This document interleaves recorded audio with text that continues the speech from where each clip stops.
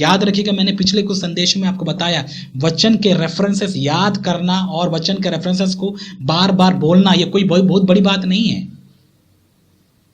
छोटे से बच्चा से जो जॉनी जॉनी यस पापा याद कर लेता है, वैसे आजकल के ये जो प्रचारक हैं कुछ कुछ वचन को रट लेते हैं और उन्हीं को दोहराते रहते हैं और उनको लगता है कि हमको वचन का बहुत ज्ञान है। एक बात बताइए, आपने यीशु मसीह के संदेश को सुना है, राइट? आप पढ़ते हैं यीशु मसीह के बारे में। यीशु मसीह ने जब उनको वचन सुनाया, बहुत बार उन्होंने ये बताया कि हाँ ऐसा लिखा हुआ है, ऐसा लिखा हुआ है। आपको लगता है वो जाके पुराना नियम खोल खोल के उनको दिखा रहे थे, देखो यहां पर ऐसा लिखा है, वहां पर ऐसा लिखा है? क्यों बताएंगे वो? बताइए। पता है रेफरेंसेस की जरूरत किसको पड़ती है? वो लोगों को या उन लोगों को जिनको बाइबल पता ही नहीं है। और जिनको बाइबल पता है, जो बाइबल रेगुलरली पढ़ते हैं, उनको पता है कौन सा वचन कहां लिखा है। उनको फिर रेफरेंसेस दिखाने को आने की जरूरत नहीं है। इसलिए यीशु मसीह ने खोल खोल कर उनको नहीं दिखाया, उनको बस बोला लिखा है, तुम जाके पढ़ लो। नहीं पढ़े तो जाओ जाके पढ़ो। और पौलुस की यदि हम पत्रियां पढ़ते हैं तो क्या बातें बताई गई वहां पर? उन लोगों ने उस समय की जरूरत के अनुसार परमेश्वर के संदेश का यानी प्रकाशन उनको दिया, और जहां जहां उनको जरूरत पड़ा कि वहां ऐसा लिखा है वचन में, पुराने नियम में ऐसा लिखा है, उन बातों को वे लोग दिखाए। लेकिन उन लोगों ने कभी इस बात को मुद्दा नहीं बनाया कि हाँ मुझे एक एक रेफरेंस खोल खोल कर दिखाना। यहां तक कि बेरिया की कलीसिया, आपको लगता है पौलुस ने उनको खोल खोल कर दिखाया होगा सब कुछ? नहीं, उन्होंने जब संदेश बताया उनको क्या, कि यीशु मसीह ही वो मसीह है जिनके बारे में हमारा धर्मशास्त्र कहता है। तो ये बेरिया की जो कलीसिया थी, वे गए सिनेगॉग में बैठे होंगे, वहां जाकर पौलुस के उन वचनों को पहले लिखे होंगे और उन वचनों के अनुसार सारा चीज जाके वो टैली करके देखे तो सच था। तो आपको यदि वचन जानना है कि जो बातें आप सुन रहे हैं कि सच है कि गलत है, आप जाके बाइबल खुद पढ़िए। जो बाइबल नहीं पढ़ते उनको ही पता नहीं चलता, लेकिन जो बाइबल पढ़ते हैं उनको पता है कि मैं अपने प्रभु की वाणी सुन रहा हूं।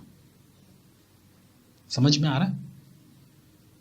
और इसीलिए रेफरेंस दिखा दिखा के आपको धूल झोंकने वाले मसीहों से भी थोड़ा सावधान रहिए, प्रचारकों से। वे आपको याद रखिएगा, इतने चालाक होते हैं लोग, वचन दिखा दिखा कर आपको बात करेंगे। देखो वचन में ऐसा लिखा हुआ है, ये वचन में यहां पर ऐसा लिखा हुआ है, वहां ऐसा लिखा हुआ है। बिना कॉन्टेक्स्ट के कुछ नहीं पता होता। यहां वहां से वचन उठा के आपके मुंह में यदि फेंक देते हैं, 10 वचन वो डाल दिए और आप बोलेंगे वाह इसको बहुत वचन का ज्ञान है। क्या इतना मुश्किल है वचनों को निकाल निकाल कर दिखाना और लोगों को अपनी बात पर विश्वास दिलाना? कोई मुश्किल का काम नहीं है। लिस्ट का लिस्ट आ जाता है जब आप वचनों की बात करते हैं। सो इसीलिए जब भी कोई आपको बाइबल का कोई रेफरेंस दिखाए, आप जाकर पढ़िए उन चीजों को, देखिए क्या वो रेफरेंस जो निकाल के दिखाया एक्चुअली कॉन्टेक्स्ट के अनुसार था या नहीं था, संदर्भ के अनुसार जो बातें चल रही थी उसके अनुसार वो वचन फिट बैठता है या नहीं है। यदि नहीं है तो उसने कुछ भी बोल दिया और आपने मान लिया। ऐसा नहीं होता। प्रभु की आवाज को सुनने वाले लोग प्रभु की आवाज को सुनते हैं, समझते हैं।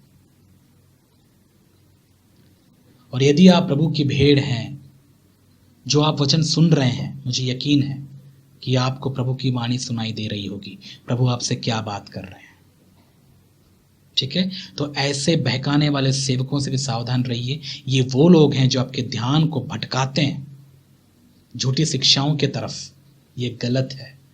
ताकत केवल चमत्कारों से नहीं दिखता। और मैंने चमत्कार के बारे में पहले भी आपको सिखाया है कि चमत्कार ही यदि आप बोलते हैं तो अपने जीवन का परिवर्तन, ये सबसे बड़ा चमत्कार है। आप वचन को जब सुनते हैं तो कितना आपका जीवन बदलता है, ये देखिए आप।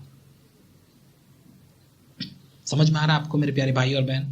तो प्लीज आप समझिए, धोखा मत खाइए।